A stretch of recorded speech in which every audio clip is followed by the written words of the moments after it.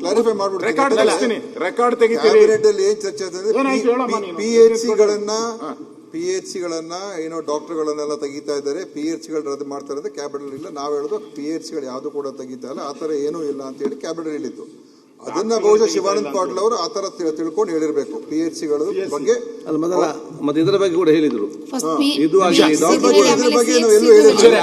ಇಲ್ಲಿ ಮಾತಾಡಿದಾರೆ, ಅದೆಲ್ಲೂ ಅದ್ರ ಬಗ್ಗೆ ಚರ್ಚೆ ಮಾಡಿರಲಿಲ್ಲ. ಹೋಮ್ ಮಿನಿಸ್ಟರ್ ಬಂದ ಅವತ್ತೇನು ಹೇಳಿದ್ರು, ಅದು ಕ್ಯಾಬಿನೆಟ್ ಅಲ್ಲಿ ಬಹುಶಃ ಅವ್ರು ಕನ್ಫ್ಯೂಸ್ ಆಗಿರುತ್ತೆ. PHC ಅಂತ ಹೇಳಿ PHCಗಳ ಬಗ್ಗೆ ಯಾವುದೇ ಡಾಕ್ಟರ್ಗಳನ್ನ ಮಾಡೋದು ನಾವು ಅದನ್ನ ಟ್ರಸ್ಟ್ ಮಾಡಿದ್ವಿ. ಅದ್ರ ಬಗ್ಗೆ ಹೇಳ್ತೀನಿ ನಾನು. ನಾವಿಲ್ಲಿ ಟ್ರಸ್ಟ್ ಮಾಡಿ ಏನಂತಂದ್ರೆ PHC ಪರಿಸ್ಥಿತಿ ಏನು ಅಂತ ಹೇಳ್ತೀನಿ. ಉತ್ತರ ಅಶ್ವಥ್ ನಾರಾಯಣ್ ಬೇರೆ ಇದಾರೆ, ಅವ್ರ ಜೋರ್ ಇರ್ತೈತೆ.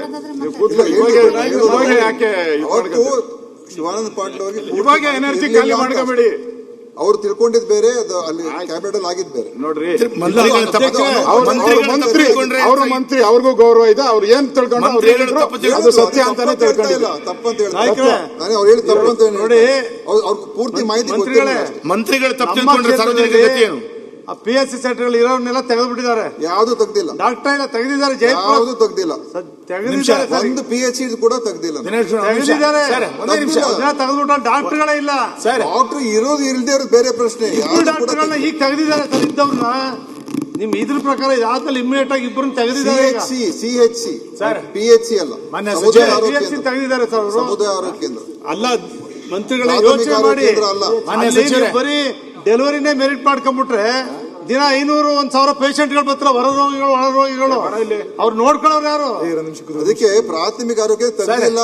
ಮಾನ್ಯ ಸಚಿವರೇ, ಒಂದೇ ನಿಮಿಷ. ತೆಗಿಬೇಕಾದ್ರೆ ಕೌನ್ಸಿಲಿಂಗ್ ಮುಖಾಂತರ ಆಗ್ಬೇಕು, ನಾನು ಮಾಡಕ್ಕಾಗಲ್ಲ. ಕೌನ್ಸಿಲಿಂಗ್ ಪ್ರಕಾರ ಆಗ್ಬೇಕು. ಅದಕ್ಕೆ ಸರ್, ಮೊನ್ನೆ ಶುಕ್ರವಾರ ಈ ವಿಷಯ ಪ್ರಶ್ನೋತ್ತರದಲ್ಲಿ ಚರ್ಚೆ ಬಂದಾಗ ಹೋಮ್ ಮಿನಿಸ್ಟರ್ ಮತ್ತು APMC ಮಿನಿಸ್ಟರ್ ಹೇಳಿದ್ದೇನೆಂದ್ರೆ, ಯಾವುದೇ CSCಗಳಿಂದ ಯಾವ ಡಾಕ್ಟರ್ನ್ನು ಕೂಡ ನಾವು ತೆಗಿಬಾರದು ಅಂತೇಳಿ ಕ್ಯಾಬಿನೆಟ್ ಅಲ್ಲಿ ಚರ್ಚೆ ಆಗಿದೆ. ಮಂತ್ರಿಗಳೇ ಬಂದು ನಂತರ ಉತ್ತರ ಕೊಡ್ತಾರೆ ಅಂತಂದ್ರು. ಅವಾಗ ಇಲ್ಲಿಂದ ನಾವೇನು ಒತ್ತಾಯ ಮಾಡಿದ್ವಿ, ಅಲ್ಲಿಯ ತನಕ ಯಾವ ಡಾಕ್ಟರ್ಗಳನ್ನು ಕೂಡ ರಿಲೀವ್ ಮಾಡಬೇಡಿ ಅಂತ ಎಲ್ಲರೂ ಹೇಳಿದ್ರು. ನಮ್ಮ ಕಡೆಯಿಂದನೇ ಹೇಳಿದ್ರು, ನಿಮ್ಮ ಕಡೆಯಿಂದನೇ ರಿಲೀವ್ ಮಾಡಬೇಡಿ ಅಂತ ಹೇಳಿದ್ರು. ಅದಾದ ನಂತರ ಮೊನ್ನೆ ಸಂಡೇ ಅವರು ಝೂಮ್ ಮೀಟಿಂಗ್ ಮಾಡಿ ಎಲ್ಲರನ್ನು ರಿಲೀವ್ ಮಾಡಬೇಕು ಅಂತೇಳಿ ಒತ್ತಾಯ ಮಾಡ್ತಾ ಇದ್ದಾರೆ ಅಂತೇಳಿ ಇಡೀ ನಮ್ಮ ಕ್ಷೇತ್ರಗಳ ಡಾಕ್ಟರ್ಗಳು ನಮ್ಮ ಹತ್ರ ಹೇಳ್ತಾ ಇದ್ದಾರೆ. ಅದನ್ನ ಅವ್ರು ಕೋಟ್ ಮಾಡ್ತಾ ಇದ್ದಾರೆ. ಅಧ್ಯಕ್ಷರೇ, ಇಷ್ಟಾದ್ಮೇಲೆ ಸದನದಲ್ಲಿ ಇಷ್ಟೆಲ್ಲ ಆದ್ಮೇಲೂ ಕೂಡ ಸದನಕ್ಕಿಂತ ಅಧಿಕಾರಿ ದೊಡ್ಡವನ?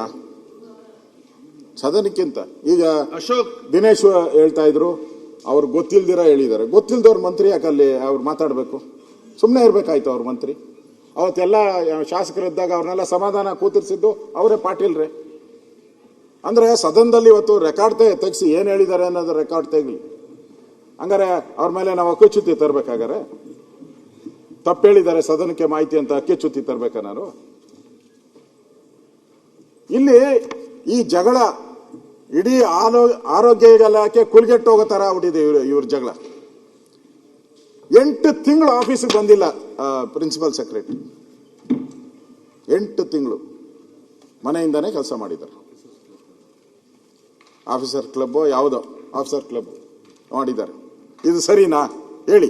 ಸರ್ಕಾರ ಸರಿ ಅಂತ ನೀವು ಒಪ್ಕೊಂತೀರಾ ಇದನ್ನ? ಹೇಗೆ ನಡೀತಾ ಇದೆ ಈ ಸರ್ಕಾರ? ಅಂದ್ರೆ ಹಂಗಾರೆ ಆರೋಗ್ಯ ಇಲಾಖೆ ಎಲ್ಲ ಸರಿ ಇದೆ ಅಂತ ನಾನು ಹೊಗಳ್ಬೇಕಾ ನಾನು? ಇಲ್ಲಿ ಅನಾಹುತ ಆಗೋಗ್ತಾ ಇದೆ, ಔಷಧಿಗಳ ಕೊರತೆ ಆಗ್ತಾ ಇದೆ, ಬಾಣಂತಿಯರ ಸಾವಾಗ್ತಾ ಇದೆ,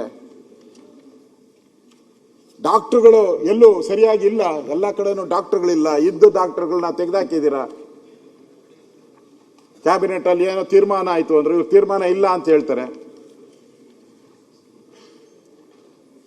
ಈಗ ನಾನು ಹೇಳೋದು, ಸರ್ಕಾರ ಇಲ್ಲ ನಮ್ಮ ಇಲಾಖೆಯಲ್ಲಿ ಆ ಥರ ಯಾರು ಪತ್ರ ಬರೆದಿಲ್ಲ, ಸೆಕ್ರೆಟರಿನೂ ಪತ್ರ ಬರೆದಿಲ್ಲ, ಪ್ರಿನ್ಸಿಪಲ್ ಸೆಕ್ರೆಟರಿ ಬರೆದಿಲ್ಲ, ನಮ್ಮಲ್ಲೇನು ಗೊಂದಲ ಇಲ್ಲ ಅಂತೇಳಿ.